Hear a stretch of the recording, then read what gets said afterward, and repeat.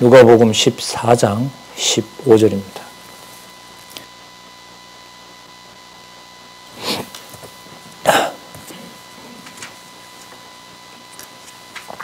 제가 읽겠습니다.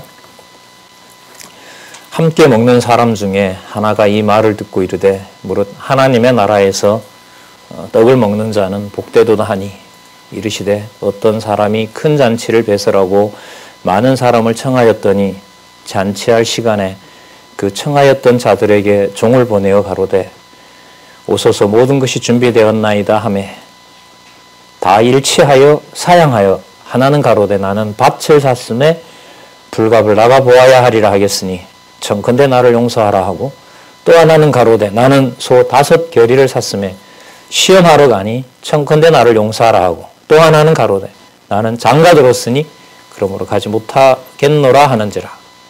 종이 들어와 주인에게 그대로 고하니 이에 집주인이 노하여 그 종에게 이르되 빨리 시내의 거리 골목으로 나가서 가난한 자들과 병신들과 소경들과 저는 자들을 데려오라 하니라. 종이 가로되 주인이여 명하신 대로 하였는데 오히려 자리가 있습니다. 주인이 종에게 이르되 길과 산울가로 나가서 사람을 강권하여 데려다가 내 집을 채우라. 내가 너희에게 말하노니 전에 청하였던 그 사람은 하나도 내 잔치를 맛보지 못하리라 하였다 하시니라. 15절부터 24절까지 좀 길게 읽었습니다. 우리 교재를 볼까요? 성경강론 14권 7487페이지에 보시면 14장 제목이 양쪽 괄호로 나와 있습니다. 양쪽 괄호로 나와 있다는 건 이제 어떤 맥락 속에 있다는 거죠. 그 말씀을 잠시 드리고 14장 15절부터 24절까지 읽었던 말씀을 본문 연결을 통해서 계속해서 살펴가도록 그렇게 하겠습니다. 14장 내용은 심판의 대상을 지적하는 겁니다. 조금 전에 읽었던 내용도 하나님이 원하시는 대상을 골라내는 방법이었죠. 아까 보시면은 비유로 말씀하셨지만은 청함받은 세 부류, 그 다음에 아까 보면 가난한 자, 그 다음에 병신들, 소경들, 그 다음에 불구자들, 저는 자들, 그리고 또 자리가 비어서 청하였던 것. 그럼 그 세 가지가 나오는 것 자체가 바로 뭐와 연관이 되냐 하면 14장의 제목하고 관계가 됩니다. 그게 바로 심판 대상을 정하시는 하나님 나라의 심판 사역을 하시는 겁니다. 자, 이게 위로 올라갔습니다. 그럼 심판 사역은 당연히 하나님 나라를 장신이 주관하기 때문에 그렇습니다. 그게 9장 18절부터 시작한 21장에서 끝나는 바로 나라 사역입니다. 하나님 나라 사역입니다. 그럼 하나님 나라 사역의 근거가 뭐였냐 하면 1장 5절에서부터 9장 17절까지 나와 있는 하나님 아들로서 사역을 하셨기 때문에 그렇습니다. 이게 정확하게 연결이 되는 겁니다. 자, 조금 전에 읽었던 본문 앞의 내용들은 간단하게 말씀을 드리면 안식일에 병을 고칩니다. 그러니까 버린 자라고 했던 자들을 그것도 안식일에 고청병 든 자를 고쳐주십니다. 왜냐하면 당신이 심판 대상을 정하니까요. 그러니까 정상인 자를 비정상인 자로 밝혀주시고요. 비정상적이고 죄인이고 세리였던 자가 오히려 정상인이 되는 하나님 나라 백성이 된다는 사실을 당신이 보여주십니다. 그게 바로 심판의 대상을 지적하시는 겁니다. 그래서 이 부분은 좀 심각하게 받아들여야 되는 게 우리가 사람이 산다는 게 자기 중심의 선과 악을 판단하면서 삽니다. 이렇고 저렇고 이렇고 저렇고 그 자체가 바로 하나님 나라의 백성으로서 당신이 그렇게 하는 행위가 바로 심판자가 된다는 겁니다. 무서운 행위인 거죠. 그걸 예수님께서 바리새인과 율법사와 사두개인들에 대해서 저자들이 바로 심판받을 자들이다. 왜? 높은 자들이니까. 높다는 증거가 뭐냐면 심판하니까. 그렇죠. 우리가 예를 들면 가장 가까이 있다는 가정교회를 내 기준에서 야 너는 이렇게 하고 너는 이렇게 하고 명령문이 일상화되어 있잖아요. 특히 이제 유교 문화권에서 하나님께서 섭리하셨기 때문에 몸에 배어 있단 말이죠. 그리고 명령하는 자 앞에서 굴종하게 되고 그 명령을 따라야 되고 교회 문화까지 이제 그런 게 들어와 있단 말이죠. 그래서 이 심판의 대상을 예수께서 지정하시고 당신이 하나님 나라의 재판권을 가지고 있다는 이 사실은 시사하는 바가 어마어마하게 큽니다. 물론 이게 나중에 이제 성령에 의한 사역에 가면 보혜사 성령께서 오셔서 우리 보고 하라는 것이 아니라 이제 로마서에서부터 심판을 예수 그리스도께서 보혜사 성령을 통하여 어떻게 이루어 가시는지를 보여주시죠. 그래서 그 다음 말씀을 기다리지 않을 수가 없습니다. 여기서 딱 끝나버리면 얼마나 이게 무섭겠어요. 아무것도 할 수가 없는 거구나. 그러면요. 아무것도 할 수 없으면 그러면 속된 말로 죽어야 됩니까? 죽어도 안 된다 그러거든요. 그래서 이 의무분석 성경에 달아놓은 제목이 이게 평이하지가 않아요. 글쎄요, 여러분 뭐 뜻이 이런지 모르는데 참 괴롭습니다. 인간적으로. 이게 그렇게 믿어진다라는 게 또 다르게 말하면 되게 감사한 거고요. 어떻게 뭐 내 머리로 요리를 할 수가 없는 거거든요. 이게. 그래서 우리가 정보를 많이 가지고 있다는 것을 결코 내세울 수가 없는 거죠. 저처럼 이렇게 많은 말을 하는 사람이 두렵고 떨릴 수밖에 없죠. 그래도 또 뭔가를 얘기를 해야 되고 뭔가 또 증명이 되면 그럴듯하게 생각을 하고 또 그렇지 않으면 내가 뭔가 방법을 잘못 찾아서 그런가 또 그렇게 쓸데없는 것 가지고 또 고민하게 되고요. 진짜 무서운 장면들이 계속해서 이어집니다. 그래서 지금 다른 부분도 그렇는데요. 24장, 15장, 16장으로 가서 이제 이 누가복음의 연결성은 다른 복음서와는 좀 다릅니다. 이게 그러니까 쉽게 이렇게 연결이 안 돼요.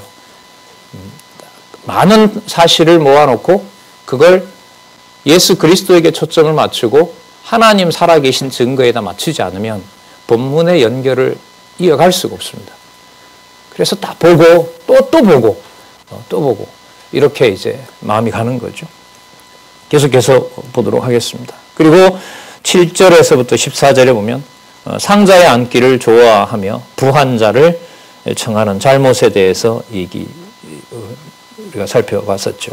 그러니까 지난 시간에 여러분 이게 지금 반복되는 내용인데요. 14장 13절에 보면 12절에 보면 벗이나 형제나 친척이나 부한 이웃을 청하지 말라 그럽니다. 이게 심판의 조건입니다. 왜 그들을 청하지 말도록 하느냐? 12절 끝에 보면 갚아주기 때문에 그런 거예요. 그러니까 하나님이 우리한테 베풀었고 내가 이제부터 이걸 갚아야 된다. 이게 얼마나 비성경적인지가 나옵니다. 갚는다라는 건 누구의 정성을 들일 수 있다는 말이 되는 거죠. 내 정성을 들일 수 있다는 거예요. 아, 내가 이렇게 하나님 은혜를 받았으니까 내가 이제 저 형제를 도와야 되겠구나. 아닙니다. 그게. 아닙니다. 그 말이 어떻게 결론이 나는지는 아까 이어가야 된다 그랬죠. 17장에 가야 그 대답이 나옵니다. 미리 말씀을 드리면 무익한 종입니다. 단지 종으로서 했을 뿐입니다. 저에게 무슨 아들 자격을 줍니까? 그게 탕자 얘기가 나오는 거예요. 그래서 이 연결이 매우 좀 이렇게 진지하게 어디에서도 찾아볼 수 없는 글들을 우리가 본다는 생각을 좀 깊게 하시고요. 거듭 반복해서 확증을 해 주시길 바랍니다. 자, 그러면 갚을 수 없는 자가 그 가난한 자, 병신들, 저는 자, 소경 이렇게 나왔죠. 자, 그 얘기를 듣던 어떤 사람 하나가 뭐라고 얘기를 하냐면, 자, 오늘 아까 읽었던 말씀입니다. 하나님 나라에서 떡 먹는 자는 참 좋다. 예수님이 그렇게 말씀하는 것을 듣고 참 좋다라고 얘기를 합니다. 그러니까 유대인들, 그다음 바리새인들, 서기관들, 율법사들이 하나님 나라의 적자인 줄 알았는데 결코 그럴 수가 없다는 것이고, 그 버렸다고 생각하는 하나님께 저주를 받아서 버렸다고 생각하는 가난한 자, 병신들, 소경들, 불구자들 이런 자들이 그렇게 버려진 줄 알았는데 그 자들이 오히려 갚을 것이 없으니까 그들이 하나님의 자녀가 된다는 사실을 깨닫고 이게 하나님 나라의 복음이거구나. 이게 유대 나라 복음이 아니라 자 그렇게 얘기를 했을 때 예수님은 여기서 얘기를 끝내지 않고요. 지금 14장이니까요. 15장, 16장 적어도 17장, 19절까지 그 얘기를 더욱 엄격하게 만들어 가십니다. 더욱 엄격하게 얘기를 하시면서 심판의 기준을 절대적으로 당신이 가지고 계시고 그 심판에 해당하는 백성이 사람이 생각할 수 없는 대상들, 또 결코 사람의 기준으로 저자가 의인이다, 또 불의한 자다, 죄인이다라고 할 수 없다는 것을 강화시킵니다. 강조하세요. 왜냐하면 당신이 누구이시기 때문에요? 나라를 심판하는 분이기 때문에. 그래서 우리 이걸로 얘기를 여러분 수십 년, 40년, 30년 들으셨던 많은 우리 선배들도 계시죠. 누구 욕하러 갔을 때 편들어서 욕하는 거 못 들어보셨죠? 그게 복음에 충실한 겁니다. 그게. 어떤 사람의 판단의 어떤 그 위대함을 얘기하려는 건 결코 아닙니다. 그게 성경적 원리에 따라서 말씀이 그 심령을 잡아주고 그 영혼을 통치하는 하나님 나라의 심판권을 가지고 계신다는 것을 확증하면서 그 맥락에서 여러분 현실도 그렇게 보이고 그게 이렇게 말씀의 바탕을 두고 있구나. 이게 이제 성경신학인 거죠. 진리의 바탕을 확인하고 성령께서 그걸 모든 교회 생활에서 성도들과의 관계에서 어떻게 합니까? 확증해 주시는 거죠. 그래서 여러분 빌립보서에서 자주 말씀드렸던 부분이 있죠. 배우고, 받고, 듣고, 본바. 이게 전인격인 거거든요. 예. 자, 미리 말씀드리는 것은 나중에 우리가 로마서부터 들어가서 볼 때, 사도행전부터 살펴볼 때 예수께서 말씀하신 것이 예수에 의한 성취가 어떻게 성령에 의한 성취의 근거가 되고 있는가를 지금 말씀을 드리는 겁니다. 성령께서 오셔서 막 본인이 사도들을 임의로 선발해서 그때그때마다 생각을 집어넣는 그런 분이 아니란 말이에요. 그래서 성경신학이 순서대로 가야 된다고 하는 강점이 바로 거기에 있는 겁니다. 꼭 그렇게 가야 된다는 거죠. 자, 그러면 예수에 의한 성취에서 복음서 연결의 바탕이 되어야 성령에 의한 성취 부분의 논리적 연결성이 만들어질 수 있는 근거가 마련이 된다는 겁니다. 아까 다 읽었으니까요. 그 반복된 구절 보면서 그 다음으로 넘어가서 보도록 할게요. 그 빨리 시내의 거리 골목으로 가서 가난한 자들과 21절 끝부분에 있습니다. 14장 21절 병신들과 소경들과 저는 자들을 데려오라 하시니 그 대상을 바꿔버리죠. 그러니까 의에 속한 대상을 당신이 바꾸시기 때문에 당신이 나라의 심판권을 가지고 있습니다.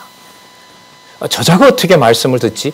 어떻게 저런 분이 30년, 40년 듣고 안 듣지? 그건 우리 생각인 거예요. 예. 진짜 심판이 무서울 뿐인 거죠. 다른 교회도 아닌 어찌하여 우리가 다니는 이 교회에서 또 이 말씀운동 속에서 내가 말씀을 듣게 됐나? 그런 어떤 경이로움과 놀라움의 연속인 거죠. 지금 예수님의 이 말씀을 아까 듣고 어떤 사람이 하나님 나라에서 떡을 먹는 자가 이 자가 진짜 복이 있는 거구나. 유대인의 고급 지위에 올라가는 것이 복이 있는 것이 아니라 23절에 보면 길과 산울가로 나가서 사람들을 강권하여 데려옵니다. 막 잡아오는 거예요. 하나님 나라 자리로 데리고 오는 겁니다. 심판을 하기 위해서 데리고 와서 저 가기 싫은데 읽어도 필요 없어요. 나중에는 그냥 막 서두르는 거예요. 그래서 데려온 자 중에서도 바로 왜 예복 입지 않았냐. 그건 이미 앞부분에 마테마가에 나왔었죠. 그렇게 이제 메시아 직임을 감당하는 것을 우리는 살펴본 바 있습니다. 내 집을 채우라 내가 너희에게 말하노니 전에 청하였던 그 사람은 하나도 내 잔치를 맛보지 못하리라 그렇고 예수께서 말씀을 하신 겁니다. 자, 그 다음에 보시면은요. 초대받은 자 중에서도 그들이 무조건 왔다고 되는 게 아니에요. 심판의 절차를 당신이 지금 확인해 주시는 거거든요. 근데 이 심판의 절차가 무슨 행위로 감히 할 수가 없어요. 여러분 이런 거잖아요. 아까 가난한 자들, 그 다음에 불구자들, 병신들, 소경들, 그 다음에 저는 자들만라도 그 신분으로 온 것만 하더라도 감지덕지한 거죠. 저 같은 놈을 이 자리에 불러주셔서 너무나 감사합니다라는 건데 예수님이 그쯤에서 스톱을 해도 이런 재판은 오직 나만 할 수 있고 내가 하나님 백성 만든다라고 얘기해도 충분해요. 제 머리로는. 근데 지금 여기서 끝나질 않아요. 더 엄격하게 들어갑니다. 한번 보실까요? 26절 한번 보겠습니다. 허다한 무리들이 가요. 이제 수없이 많은 사람들이 이제 몰려왔어요.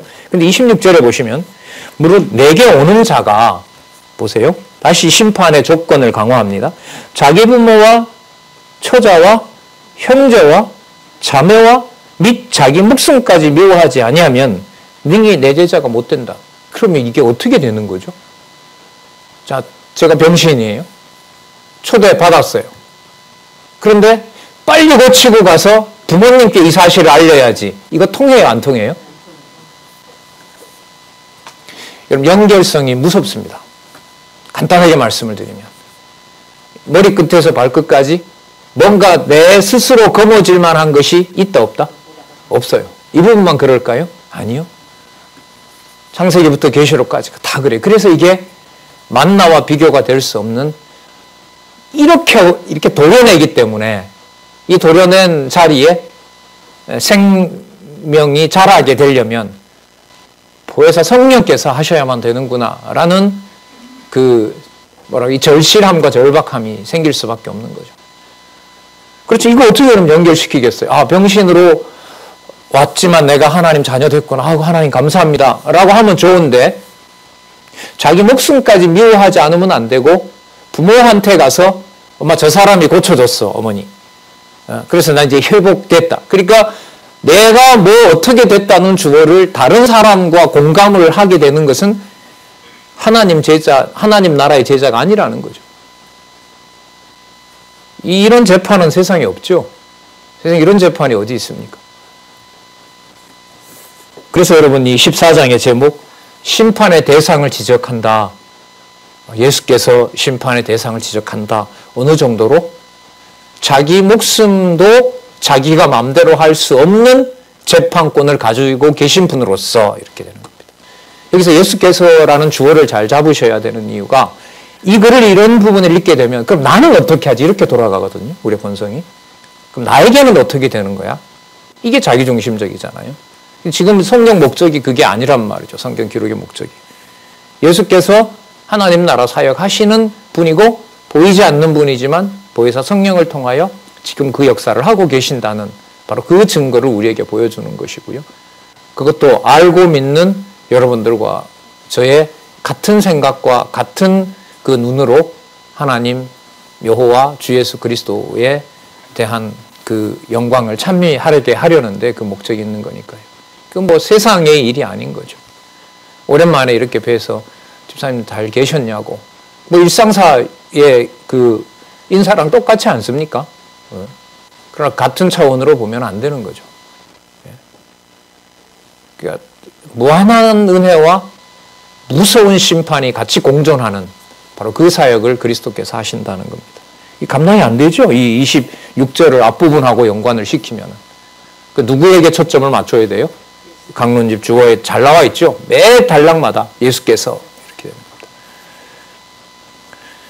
20절 누구든지 자기 십자가를 지고 나를 쫓지 않는 자도 능히 나의 제자가 되지 못하리라. 십자가까지 지는 거죠. 자기 목숨 부인하는 정도까지 아니라 십자가를 같이 지게 됐을 때 가능하다는 겁니다. 우리 보고 질 수 없다고 얘기를 하시는 거예요. 이게 지금. 져야만 뭐가 된다 이게 아니에요. 당신의 그 심판권을 그야말로 끝까지 올려놓고 계신 거예요. 그거를 올려놓게 되면 우리가 무슨 밑에서 서로 잘났느냐 못났느냐 내가 높으냐 낮으냐 다 쓸모없는 소리죠. 오히려 그걸 가지고 제자들이 다툴 때 예수님께서 책망하시잖아요. 그 교회는 진짜 이렇게 보면 가정교회에서부터 절대 평등입니다. 돈터치 결코 건드릴 수 없는 하나님의 신령한 자유가 있기 때문에 그 자유를 침범한다는 행위가 그 다음에 보면 좀 더 이제 구체화되죠. 실족해 되는 자는 차라리 목에다가 돌 메고 바다에 가는 게 낫다. 이게 하나님 나라인 겁니다. 볼까요? 자, 앞부분하고 아까 그 부분하고 좀 연결을 계속 시키면서 보도록 하겠습니다. 이게 아까 말씀드린 대로 17장 19절까지 이게 계속 이어진다는 걸 미리 말씀을 드립니다. 28절에 보면은요, 갑자기 내용이 달라지는 것 같아요. 너희 중에 누가 망대를 세우고자 할진대 자기의 가진 것이 준공하기까지 족할런지 먼저 앉아 그 비용을 예산하지 않겠느냐. 여러분, 10,000원짜리 하나 들고 그 고급 중형차 사러 가진 않잖아요. 맞죠? 저 좋은 차 사려면 내가 올해 적금을 부어서 어느 정도 돈을 모은 다음에 1년은 할부로 끊고 뭐 이렇게 계산을 하는 게 상식 아니에요? 하물며 하나님 나라를 함부로 세우겠느냐 이 말인 거예요. 내가 함부로 그 나라를 세우겠냐 이 말입니다. 그런데 그 나라를 세우는 기준이 아까 누구였어요? 불러서 초대한 자들은, 그러니까 유대인들 그 지도자들은 다 버린다는 거예요. 그리고 아까 가난한 자들, 병신들, 소경들, 불구자들을 채워서 데리고 오는데 그들도 그 자체로는 하나님 자녀가 되는 조건이 안 된다는 거예요.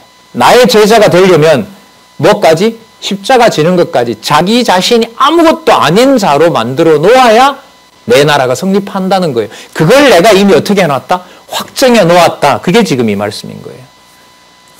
예산을 미리 다 세우잖아요. 우리가 어떤 건물을 세우게 되면. 예산을 세운다는 말은 하나님 나라가 어떤 방식으로 구성돼야 되는지 당신이 하나님 나라의 주인이기 때문에 심판해서 누가 옥이고 누가 석이고 누가 금이고 누가 버려질 자고 그 모든 걸 누가 정해놓고 있다? 내가 정해놓고 있다. 아버지의 정하신 뜻대로 이렇게 되는 겁니다. 그게 바로 이 비유입니다. 또 하나는 또 뭐냐 하면 자 30절에 보면 가로되 이 사람이 역사를 시작하고 능히 이루지 못하였다 하리라. 또 31절이네요. 어느 임금이 다른 임금과 싸우러 나갈 때에 자기 병사는 1만인데 저쪽 병사가 2만이에요. 싸움을 걸면 되겠어요? 안 되겠어요? 예, 초등학생이 나와서 여러분 20대 그 청년한테 싸운다는 게 뭐예요? 얼마나 그 무모하고 무지한 거예요. 그러면 머리를 빨리 굴려서 가서 형처럼 대우하고 바로 그렇게 하는 것이 그 당연하겠죠. 자, 하물며 세상도 그렇게 돌아가는데 그런 하나님 나라를 내가 함부로 세우겠느냐. 그런데 이게 놀라운 게 하나님 나라에 가장 적합하다는 자들을 뭐 해버린 거예요? 다 버려버린다는 거죠. 그리고 가장 쓸모없다고 하는 자들을 불러오긴 왔지만 그들의 그 조건으로도 예를 들면 이방인이라는 그 조건만으로는 뭐가 안 돼요? 하나님 나라의 제자가 되질 않는다는 거예요. 그러면 그걸 어떻게 만들어내실 겁니까? 라고 하면 그거 내가 다 준비해놓고 있다는 거죠. 그래서 내가 여기서 뭘 보여준다? 심판권을 보여준다. 그럼 여러분 심판의 대상을 여기서 지정하면서 확정해 주시잖아요. 그게 여러분 14장의 내용입니다. 그러면 확정하고 난 다음에 그들을 어떻게 처리하느냐? 그건 우리가 알아서 처리하면 되나요? 아니에요. 15장에서부터 이게 17장 19절까지 그 심판에 뭐가 나오냐면 방법이 나오는 거예요. 참 옴짝달싹 못하게 만들어. 이 성경의 논리가 다르게 말하면 진짜 이게 사람들의 상식으로 접근할 수 없는 거기 때문에 뼈 마디마디가 관절과 골수가 성경의 어떤 이 흐름대로 진짜 머리에서부터 발끝까지 세상에서 가진 몸으로는 완벽하지는 않지만 좀 머리에서 발끝까지 좀 꽉 찼으면 좋겠어요. 그래서 여러분들한테 요즘 본문 하는 거죠. 그 안내가 완벽하게 여러분 보시는 강론집 18권으로 뭐 개론까지 한 무리 총서 20권이지만 그걸 우리가 받고 있기 때문에 그렇습니다. 자, 볼까요? 그러니까 28절에 비용을 예산할 수밖에 없죠. 31절 끝에 보면 대적을 헤아릴 수밖에 없는 거죠. 그 대적이 나보다 강하면 32절에 화친을 청할 생각을 하는 거죠. 자, 예수님이 정리하십니다. 이렇게요. 자, 33절 이와 같이 너희 중에 누구든지 자기의 모든 소유를 버리지 아니하면 능히 내 제자가 되지 못하리라. 서론을 이렇게 시작하시고 결론을 이렇게 내시죠. 자, 따라서 당신이 6개 소유해야 돼요. 주어가 따라서 나는 어떻게 하지? 이렇게 하시면 안 돼요. 나는 방법이 없어요. 없다는 걸 이미 다 밝혀주셨잖아요. 그러면 결론의 주어는 예수께서 당신의 제자 되는 자를 당신이 골라내시는 거구나. 이렇게 되는 거죠. 자, 그 다음에 골라내서 쓸모없는 것들은 34절에 맛이른 소금. 그거는 35절에 보니까 걸음도 안 되고 결국 내어버리는 겁니다. 자, 그렇다면 누가 하나님 나라의 제자가 되는지를 당신이 갈라내는 거기 때문에 당신이 무엇을 가지고 계세요? 심판 대상을 지적하면서 하나님 나라 사역을 하는 당신 누구다? 메시아다. 이렇게 되는 겁니다. 그 내용을 모아가면서 이제 좀 더 죄송합니다. 이게 뭐 수준 높다는 말을 좀 해서 좀 그런데 세상적인 용어 같지만 그런 건 아니고요. 마태복음과 마가복음의 지금과 신분에 나타났던 말씀이 연결이 되고 기억이 나면 든든한 관절과 골수까지 진리의 말씀으로 차는 일이 생기겠죠. 그래서 요즘 많이들 반복하시면서 하루 몇 시간 공부했다는 걸로 만족을 안 하시고요.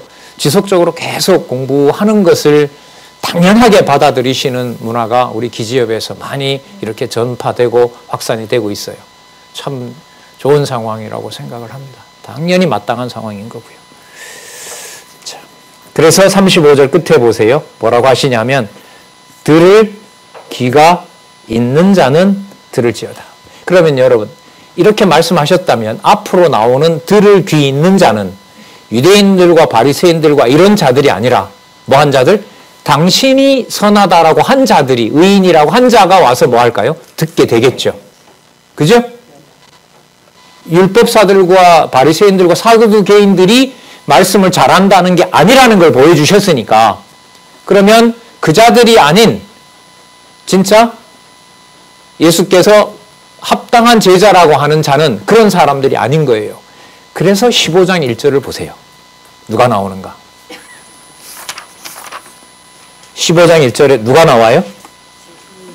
아까 들을 귀 있는 자는 들으라고 얘기했잖아요. 그럼 그 자가 누구예요? 바리새인들과 사두개인이 아니겠죠. 짐작하건대. 그러니까 15장 1절에 뭐라고 나와요? 모든 세리와 죄인들이 말씀을 들으러 가까이 온다. 이렇게 적어놓도록 한 거예요. 누가라고 하여금. 예. 그래서 장에 매이면 안 되겠죠. 그래서 우리가 무슨 분석 성경 개론이라 그러죠? 그렇죠. 그런 거예요. 그 의미로 가면 이게 이제 연결이 되는 겁니다. 자, 가기 전에 우리 7, 4, 9, 6에 보시면 15장에서부터 17장 19절까지 자, 본문 연결은 확인했고요. 자, 또 친절하게 여러분들에게 전체 이 구성을 이해할 수 있도록 이렇게 해주신 거죠. 15장에서부터 17장 19절까지. 그러면 그 심판의 방법도 누가 한다? 내가 한다. 예수께서 하신다. 따라서 그분이 하나님 나라 사역을 하시는 바로 구약에 언약하신 메시아다. 이렇게 되는 겁니다. 여러분 우리 화요일 우리 공개 강좌에 지금 이사야, 예레미야 이렇게 넘어가고 있으니까요. 한 가지만 말씀을 드리면 때리시고 쌈을 심 뽑고 심으심에서 이사야 마지막이 어떻게 끝났습니까? 이방인을 불러들여서 이방인들을 누구 삼아준다 그랬어요? 대제사장 삼는다는 약속이 있었죠. 그 내용을 알고 예수님의 이 나라 사역을 보시면 훨씬 더 깊게 들어가는 겁니다. 깊게 들어간다는 게 여러분 큰 그림을 창조로부터 심판까지 그리는 그 어떻게 보면 공부의 재미라 할까요? 또 깊이라 그럴까요? 성경신학의 이 통일성으로 한 발 더 깊게 들어가는 일이 된다고 저는 생각을 합니다. 예. 자, 여기 구약 근거를 보시면 놀라워요. 제가 연구한 거 아닙니다. 자, 보니까 이미 다 되어 있어요. 7, 4, 9, 6 세 번째 단락에 보시면 밑에서 네 번째 줄에 누가복음 15장에서부터 17장 19절까지 구약 근거가 어디서부터 어디까지예요? 이사야부터 말라기까지. 우리 지금 예레미야 하고 있잖아요. 대학반에서는 이미 이사야부터 말라기까지 했고요. 이사야부터 말라기까지 나타난 양분된 구도. 그림자 끝내고 실체 모으신다. 실체로 회복해 주신다는 구조를 잘 알고 계시잖아요. 그 내용이 바탕이 되어서 예수님께서 뭘 하시냐면 당신이 메시아로서 하나님 나라 사역을 하시는데 심판 방법을 당신이 결정하는 거예요. 방법 하나만 예로 들까요? 70년 포로 후에 이스라엘 백성들, 남쪽 유다 백성들을 포함한 북이스라엘의 남은 자를 불러들일 때 유대 나라에다가 왕을 삼으십니까? 아니면 이방왕 고레스를 사용합니까? 이방왕 고레스를 사용하죠. 그게 바로 회복의 방법이고 심판의 방법입니다. 그래서 의미분석 성경 개론에서 단계로 올라갈수록 위에 속하는 개념들은 뭐 심판의 방법 이렇게 했을 때 이게 양 한쪽 가로이니까요. 한 중간 정도에 해당되거든요. 그 개념을 본문의 바탕을 두지 않으면은 어떻게 된다? 그냥 세상에서 사용하는 그런 낱말 정도로 보게 됩니다. 그러면 순간 다 무너지는 거죠. 순간 다 무너지게 돼요. 그랬을 때 본문에 대한 기초가 단단하고 또 생명의 말씀이라고 하는 것의 토대는 바로 그 말씀 하나하나에서 예수님이 얘기하셨던 1.1핵이라도 버리지 않는다고 했으니까요. 예. 그래서 그런 말씀 드렸었죠. 이 누가복음 마지막이 예수님이 승천하기 바로 직전에 제자들을 불러서 모세의 율법과 선지자의 글과 시편에서 나를 가르쳐 기록한 것이 이루어져야 하리라 하시고 쭉 말씀하시고 성령께서 오셔서 이걸 다시 너희들에게 가르칠 것이다. 그게 사역의 마지막인 거예요. 그럼 사역은 뭘로 연결이 돼요? 진리의 말씀을 보여서 성령께서 오셔서 가르치는 일로 넘어가는 거예요. 제가 잠깐 미련이 남는다 그랬죠. 지금 누가복음 지나면 예수의 성취 요한복음이 남거든요. 그러니까 지상에서 말씀하신 이루신 내용 가운데 하늘나라에 가까이 갈 수 있는 모든 다리는 바로 생명의 그 연결고리는 바로 어디에서요? 누가복음에서 실제로 완성하고 계신 거예요. 그리고 누가복음은 요한복음 1장 1절부터는 아예 무게가 올라가요. 몸은 여기 있는데 모든 얘기가 다 하늘에 속한 얘기들로 얘기를 하세요. 본성이 누구니까? 하나님이시니까 이렇게 되는 거예요. 이게 여러분 거듭되는 검증을 지금 하나님께서 하시잖아요. 엊그제 여러분 봤지만 저도 다녀왔습니다만 그 2014년인가 그때 신학자 대상을 이 원로가 받으셨거든요. 그때 한국계에서 그 자리에 있었던 놀라운 일이 뭐였냐면 30여 전에 그 경기노회에서 이 저자인 원로를 고소하면서 이단 취급했던 자가 그 자리 옆에 와서 상을 받는 걸 봤어요. 자, 진짜 소름이 돋더라고요. 이 원로도 놀라시는, 저자가 저기 왜 왔지? 그 사람은 무슨 성교 방면에 받았는데요. 나중에 와서 그 사람이 악수를 청하더라고요. 그 30년 전에 성경 신학을 하도록 결정적인, 그야말로 그때는 진짜 못된 짓을 했던 이단으로 몰아갔던 그 목사가 그 자리에 와서 한국 신학자 대상을 받는데 같이 박수를 치고 있다는 현상에서 깜짝 놀랐죠. 이번에는 여러분 그 정죄했던 그 합동과 통합 측 교단장 그리고 신학 그 뭐 대학도 교수들이 성경 신학을 소개받고 이게 진짜 대안이 맞다고 같이 공감하는 그런 일들이 14년이었으니까요. 6년 만에 또 한 번 일어나는 겁니다. 이런 참에 저는 우리가 못 먹으면 인간적으로 되게 속이 상한 거예요. 내 가족부터 먹이고 싶지 않으세요? 맞죠? 아주 이기적이지만 예수님도 당신 제자들에게 먹이시니까요. 그래서 다른 건 저는 없다고 보고요.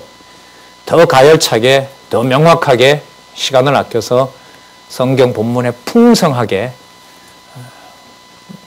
9882페이지가 내 머릿속에 생명의 양식으로 모든 골격과 구조를 이뤄내기를 간절히 바라는 거죠. 꼭 그렇게 됐으면 좋겠고 그 일들 속에 그런 일들 중심으로 우리 기지협의 모든 행사라든지 또 우리 가정 행사라든지 그런 것들이 이렇게 구성이 됐으면 좋겠습니다. 물론 인위적으로 되는 건 아니에요. 왜냐하면 심판의 방법을 누가 정하시니까요.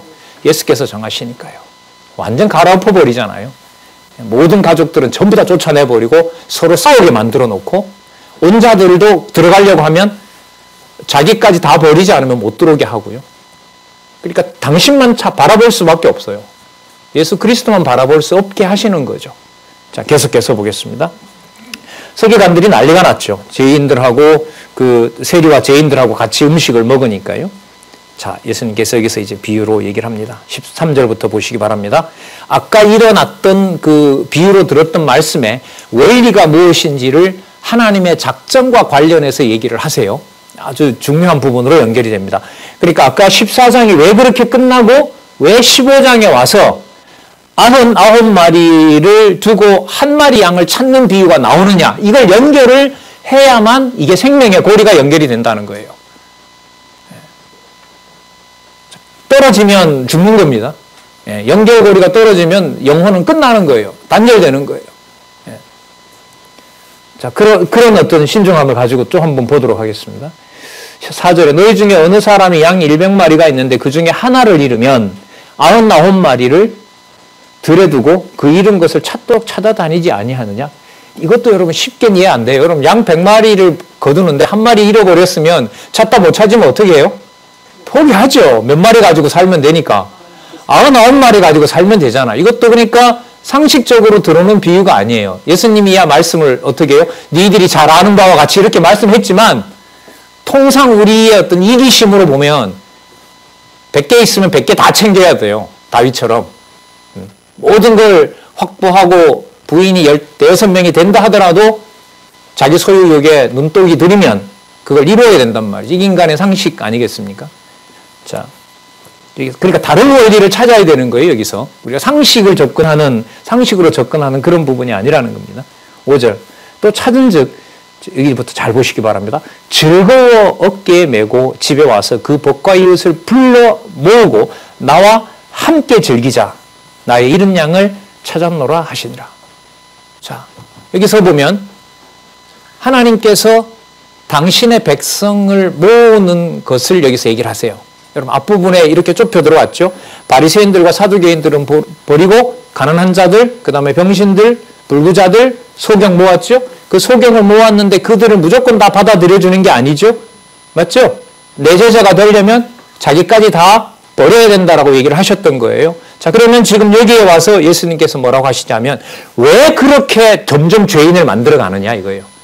소경으로 태어난 것도 죄인데 죄라고 바리새인들이 얘기하던데 이제는 거기에 살아날 방법이 있어서 왔더니 예수께서 소경이 된 그것 가지고는 너가 하나님 나라에 들어갈 수가 없다. 자기 길을 다 버려야 가능한 것이다. 이렇게 얘기를 하는 거예요.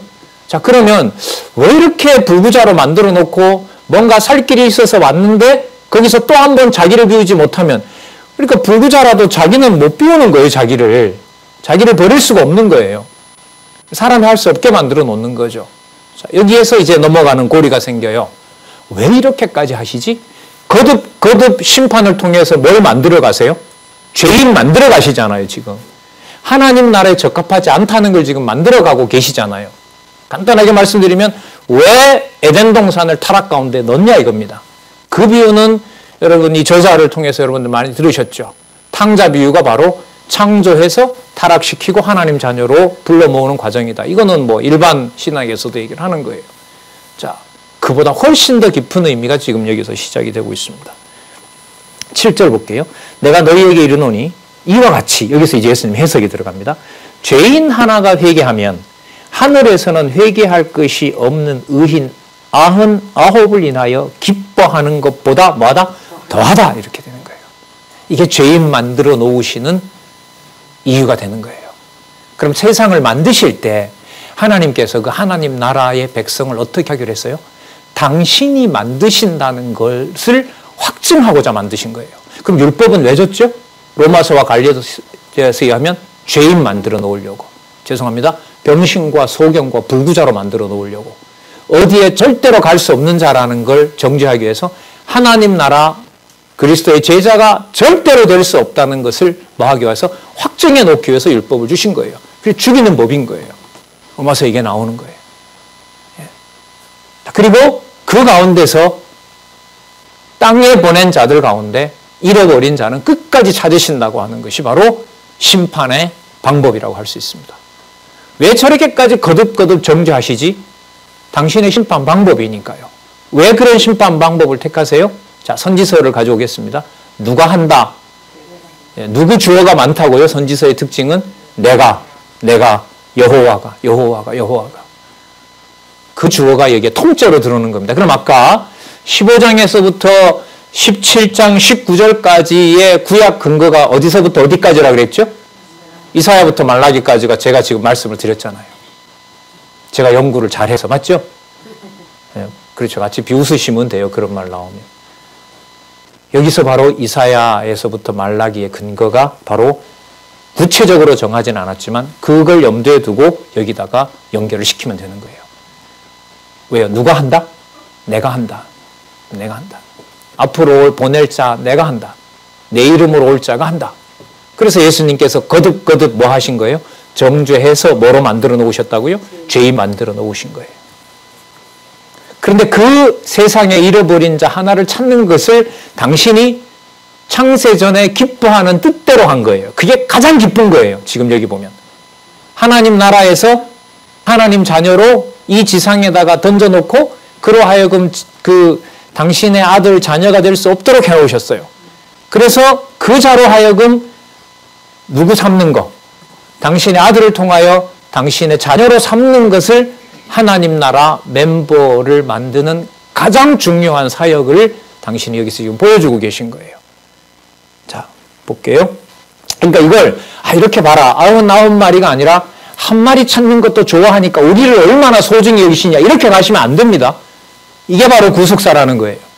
구속사라는 거예요. 처음부터 주어가 여호와께서라면 마지막도 누구로? 여호와께서 이렇게 되는 겁니다. 그럼 그 사이에 우리는 아무것도 아니냐? 아니요.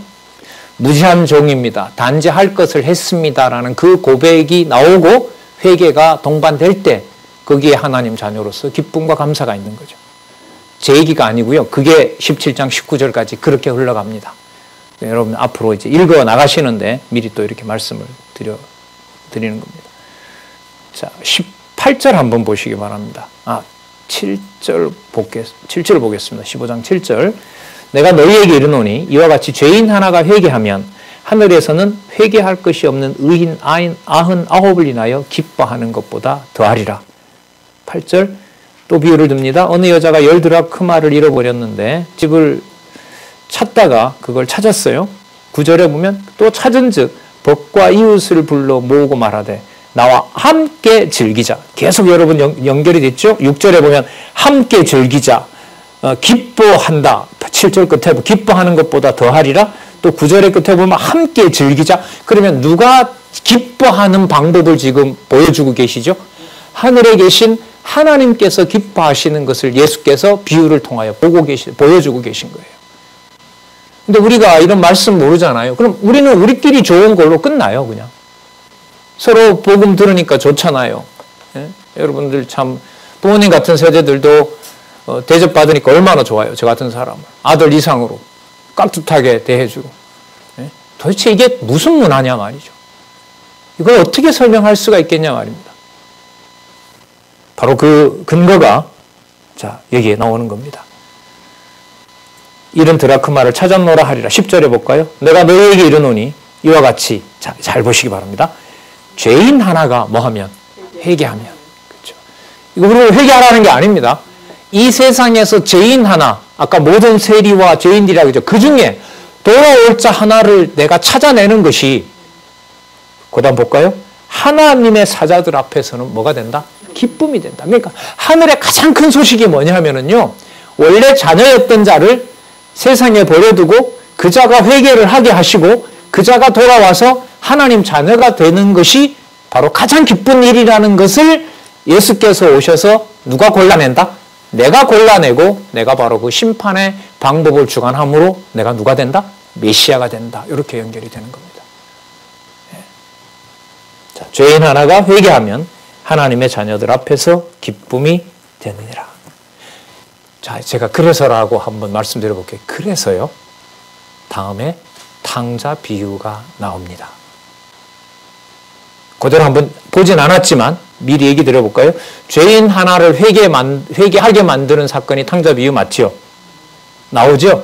자, 우리가 알고 있는 상식으로만 보더라도. 그 다음에 그 탕자가 돌아올 때 아버지가 미리 나가서 아들 돌아오는 거 알아보죠? 맞죠?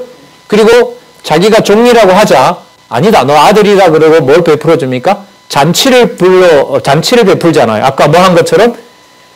아까 10드라크마가 있는데 한 드라크마 잃었던 여인이 함께 뭐 하자고 한 것처럼, 즐기자고 한 것처럼 다 연결이 되잖아요, 이렇게. 예. 그리고 그 장면을 달갑게 받아들이지 않는 큰아들의 불만, 이건 뭐죠?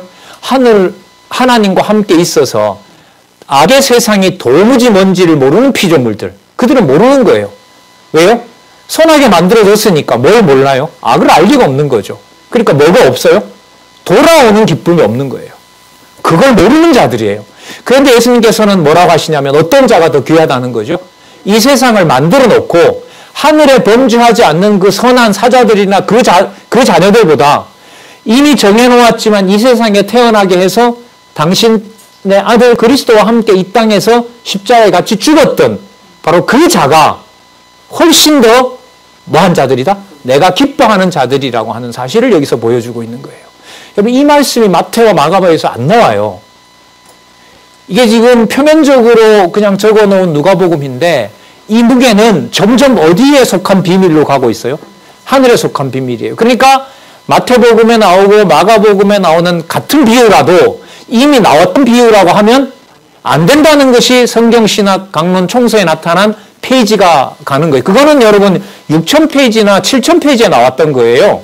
이거는 7,497페이지에 나오는 본문인 거예요. 그걸 묶으면 마태, 마가, 누가를 묶어서 공간복음이라고 그렇게 만들면 안 돼요. 그래서 여러분들이 지금도 여러 얘기를 듣는데 3대 언약이 효과가 없고 하나님 나라로 해야 된다. 2대 언약으로 봐야 된다. 돌아올 때 3대 언약이 어디 있느냐. 전부 다 그거는 본문에 무식해서 하는 소리예요. 그런 사람들 비난하라고 우리 보고 말씀 공부하는 건 아닙니다. 물론입니다. 내 생명을 여기에다 걸지 않으면 죽으니까요. 예. 자, 미리 말씀을 다 드렸죠? 그래서 탕자 비유입니다. 탕자 비유는 떼어놓고서라도 잘 아시잖아요. 아는 게 아니었습니다. 우시지지만 말고 맞아요, 아니에요.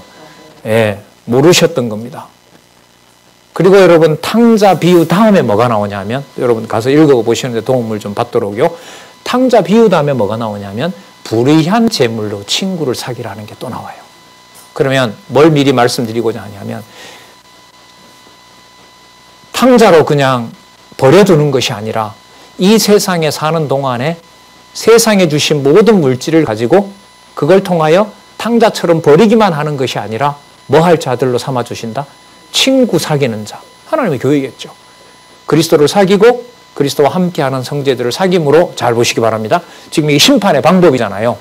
그런 방법을 통하여 그러니까 세상에 가장 불의한 것을 통하여 뭘 사귀게 된다? 하나님의 벗들을 사귀게 된다는 것으로 이게 갑니다. 그러면 무슨 방법을 누가 제시하는 게 맞아요? 심판의 방법을 예수께서 제시하심으로 당신이 뭘 가지고 계신? 심판권을 가지고 계신 무슨 일을 하시는 분이다? 하나님 나라 사역을 하시는 분이다. 따라서 이분이 자 아까 이사야부터 말라기라고 했죠? 구체적으로 이사야서 66장에 나왔던 대로 세상에 버려진 자들로 보였던 자들도 회복될 때는 누가 되는? 대제사장이 되고 당연히 하나님의 자녀가 되는 선지서의 말씀을 이루신 것이구나. 그래서 구약 근거를 이사야부터 어디까지? 말라기 전체까지를 보는 거구나. 여러분 이 부분만 그럴까요? 이런 구성이 전부 다일까요? 그렇죠. 글쎄요. 공부하는 양만 자꾸 늘려놓는다. 그렇게도 볼 수 있겠지만 다들 그렇게는 받아들이시지 않으리라고 확신을 하고요. 더 진리 사랑하시고 더 여기에서 진짜 생명이 뭔지 복습도 하시고 예습도 하시고 누구 보고 하는 것이 아니라 내가 좋아서 그런 문화가 글쎄요. 다른 사람보다가 죄송합니다. 먼저 받은 유대인들은 먼저 받아서 버렸지만은요. 먼저 받아서 먼저 좀 먹었으면 진짜 좋겠다 이런 생각을 하게 됩니다. 기도하겠습니다. 하나님 아버지 감사합니다.